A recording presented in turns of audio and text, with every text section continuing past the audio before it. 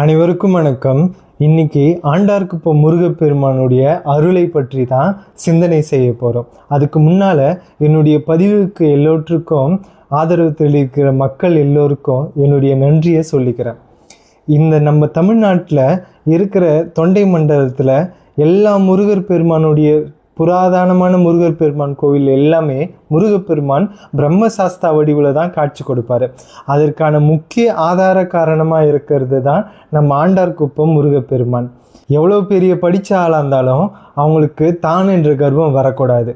அப்படி அவங்களுக்கு கர்வம் வந்துட்டா இறைவன் எப்படி அவங்க கர்வத்தை அடக்கி அவங்கள ஆட்கொள்கிறார் அப்படின்றத உணர்த்தும் வடிவம் தான் முருகப்பெருமானுடைய பிரம்மசாஸ்தா வடிவம். ஒரு சமயம் பிரம்மதேவர் சிவபெருமானை காண கைலாயத்துக்கு போகிறாரு. போகிற வழியில் நம்ம நந்தியம் பெருமானோ சிவகணங்களோ நிறைய பேர் இருக்காங்க. ஆனால் அவங்க யாரையுமே மதிக்காமல் பிரம்மதேவர் கண்டுக்காமல் போயிட்டே இருக்கிறாரு. அப்போது அங்கே விநாயகரும் முருகப்பெருமானும் விளையாடிட்டு இருக்காங்க. பிரம்மதேவருடைய இந்த கர்வத்தை பார்த்து முருகப்பெருமான் அவருக்கு ஒரு பாடம் புகட்டணும் அப்படின்னு நினைக்கிறாரு. அப்போ பிரம்மதேவரை கூப்பிட்டு, ரொம்ப நாளாக எனக்கு ஒரு சந்தேகம், அதை உங்களால் தான் தீர்த்து வைக்க முடியும் அப்படின்னு சொல்கிறாரு.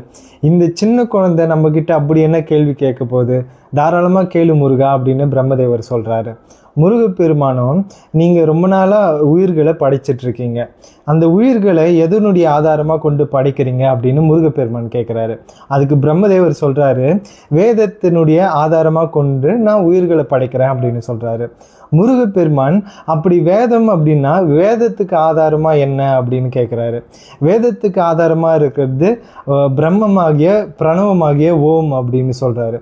அப்போ அந்த பிரணவத்தினுடைய அர்த்தம் என்ன அப்படின்னு கேட்குறாரு. தான் என்ற கர்வம் இருந்ததுனால பிரம்மாவுக்கு அந்த சமயத்தில் பிரணவத்துடைய பொருள் மறந்துடுது. பிரணவத்துக்கு பொருள் சொல்ல முடியாமல் திகைத்து நிற்கிற பிரம்மனை பார்த்து முருகப்பெருமான், ஒரு குழந்தை கேட்ட கேள்விக்கே உங்களால் பதில் சொல்ல முடியல, நீங்கள் எப்படி உயிர்களை நல்ல விதமாக படைப்பீங்க அப்படின்னு சொல்லிட்டு பிரம்மதேவரை காலாகிரக சிறையில் அடிச்சிடுறாரு. இங்கே இருந்து யோசிங்க, அப்போ தான் உங்களுக்கு பொருள் விளங்கும் அப்படின்னு சொல்லிடுறாரு. பிரம்மனுடைய படைப்பு தொழிலையும் தானே எடுத்து செய்ய ஆரம்பிச்சிடுறாரு.